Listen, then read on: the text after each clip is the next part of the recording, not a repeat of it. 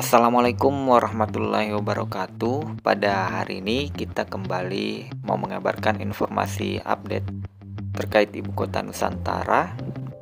Kita awali di depan Istana Garuda. Sangat bagus dan area sekitarnya itu sudah mulai menghijau. Kalau kita lihat kawasan inti pusat pemerintahan itu sudah semakin siap untuk ditempati.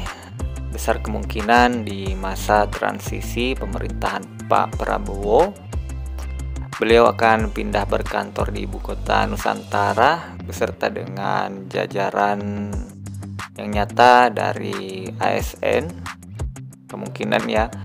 Namun kita belum dapat informasi resmi apakah beliau akan pindah ke IKN.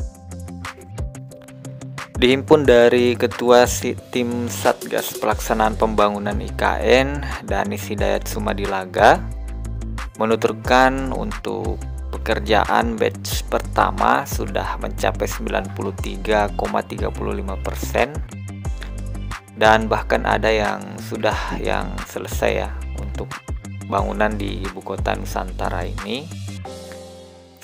Seperti kita ketahui, untuk Istana Negara ya, itu sudah dilakukan peresmian oleh Pak Presiden Jokowi.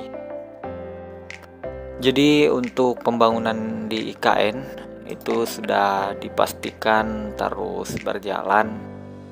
Apalagi di masa pemerintahan Pak Prabowo itu sudah dianggarkan untuk pembangunan IKN ini. Dan sisanya masih ada ya untuk anggarannya, karena kita ini kan masih berada di pembangunan tahap pertama. Yang jelas, kawasan ini atau ibu kota baru ini akan menjadi pusat pemerintahan baru di Indonesia. Refleksi visi pembangunan IKN sebagai kota hijau, cerdas, dan berkelanjutan. Dengan dipindahkannya ibu kota baru Indonesia, tentu pusat pemerintahan bukan hanya simbolis, tetapi juga substansial. Pembangunan IKN dirancang dengan memperhatikan nilai-nilai keberlanjutan dan integrasi budaya, serta modern dan terus beradaptasi dengan perkembangan zaman. Makanya di kawasan IKN itu didesain sedemikian rupa untuk menjawab tantangan zaman ke depannya. Seperti misalnya di kawasan IKN ini itu sudah tidak ada lagi kabel semberawut yang bergelantungan. Kemudian untuk jalan itu sudah sangat lebar. Jadi jelas ya, ini didesain untuk kedepannya bahwa IKN terus beradaptasi. Karena semakin maju peradaban, tentu teknologi akan semakin canggih. Kata Pak Jokowi dulu ketika peresmian Istana Negara bahwa pembangunan IKN yang mewakili masa depan Indonesia ini bukan hanya tentang gedung fisik, tetapi juga simbol kuat dari semangat bangsa kita untuk bergerak maju menuju kota yang cerdas, hijau, dan berkelanjutan.